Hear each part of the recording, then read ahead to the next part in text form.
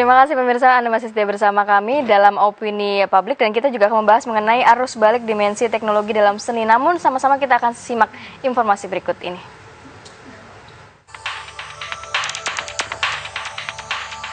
Julian Abraham atau yang akrab disapa Togar merupakan salah satu seniman yang ikut hadir dalam Pekan Seni Media 2017.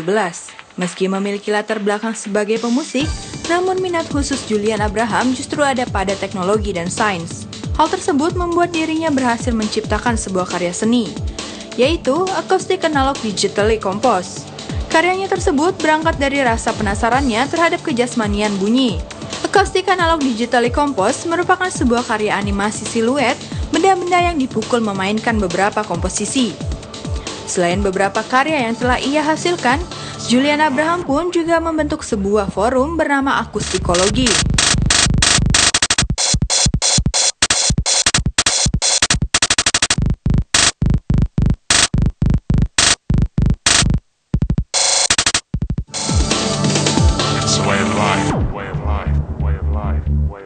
Selain Julian Abraham, seniman lain yang juga akan mengisi Pekan Seni Media 2017 adalah Prila Tania.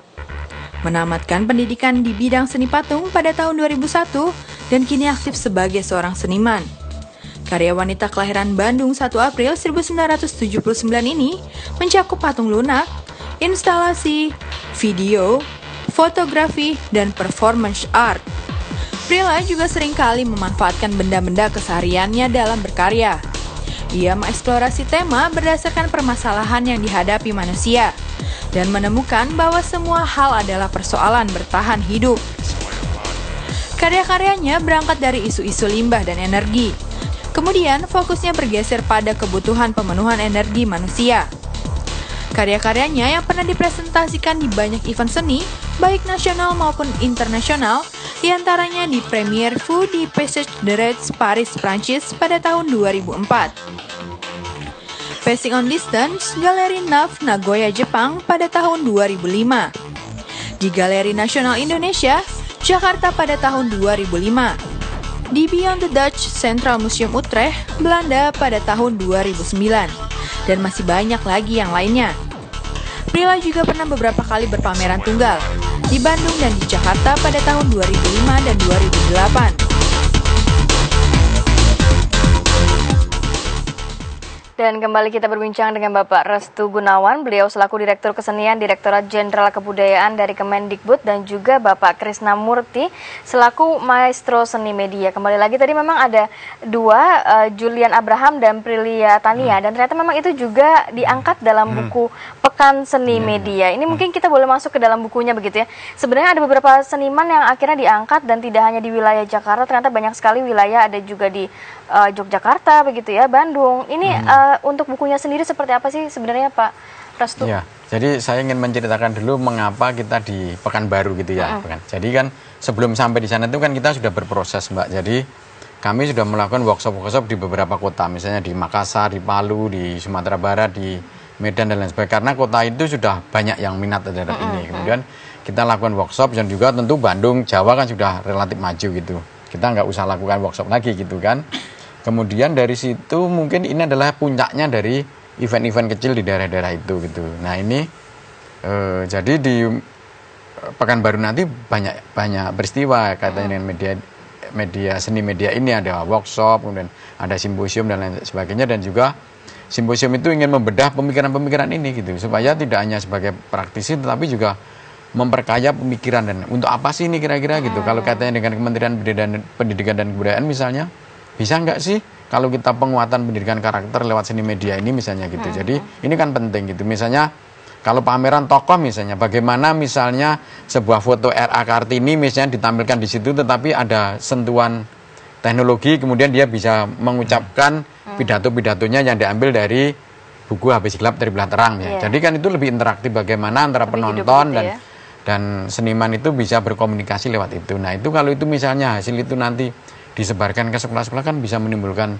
minat untuk belajar itu dan juga mengambil sari-sari itu gitu. Misalnya tadi pidato Soekarno misalnya, foto kemudian di situ kemudian dimasukkan bicaranya lewat seni ini, mungkin bisa nanti Pak Krisna bisa menyampaikan juga, kan itu dimungkinkan juga gitu. Jadi bagaimana pelajaran itu bisa menarik dengan sentuhan seni media ini kan itu dahsyat sekali menurut saya. Jadi bisa kita hadir di situ, kira-kira kan seperti itu, Mbak. Gitu. Jadi bagaimana seni media ini menyentuh langsung kepada anak-anak muda begitu. Betul, ya. iya. Tadi dikatakan memang ada workshop, ada simposium.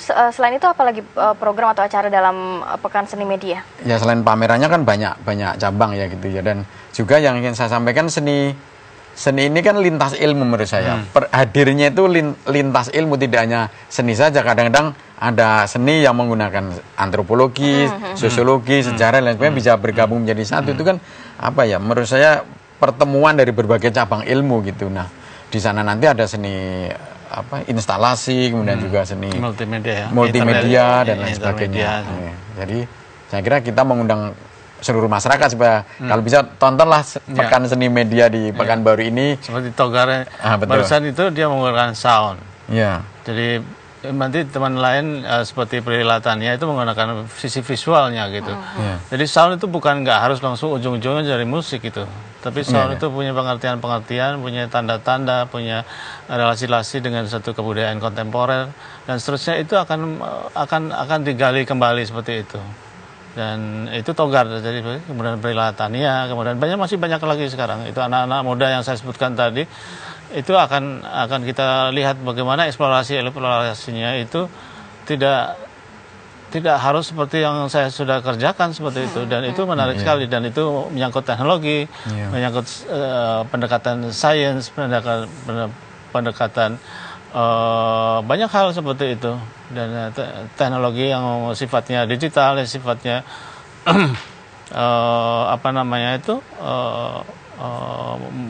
multimedia, intermedia gitu, dan seterusnya seperti itu. Dan dari segi spesialisasi juga nggak hanya sekedar yang sifatnya video, nanti buka keterlibatan mengenai performance, mengenai tubuh, ya, itu juga nanti akan menjadi penting, dan itu akan dieksplor secara pertunjukannya, tetapi juga pamerannya gitu. Jadi pamerannya sangat menarik sekali karena begitu banyaknya variasi yang Anda bisa lihat. Mudah-mudahan itu televisi juga bisa meliput karena itu sangat penting sekali, dan merupakan suatu pencapaian bukan hanya Indonesia, dan saya bisa tekankan bahwa Indonesia itu paling depan dibanding Asia Tenggara, bahkan mungkin Asia, dan saya bangga sekali.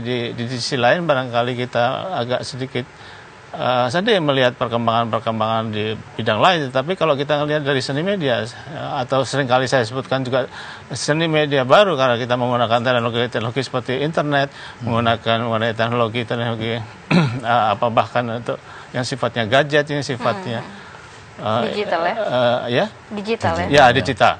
Seperti itu. Itu anak-anak muda bukan hanya sekedar euforia bagaimana itu menggunakan sebagai suatu gaya hidup, tetapi Anda lihat dengan apa yang sudah dilakukan, dan bahkan nanti di dalam acara kita di Pekanbaru itu bisa menggunakan teknologi yang sama biasanya untuk hura-hura, untuk sesuatu yang senang-senang. Jadi lebih positif begitu ya nantinya. Seperti apa Pekan Seni Media, kita akan sambung lagi nanti di segmen berikutnya. Dan pemirsa tetap bersama kami, kita akan segera kembali usai yang satu ini.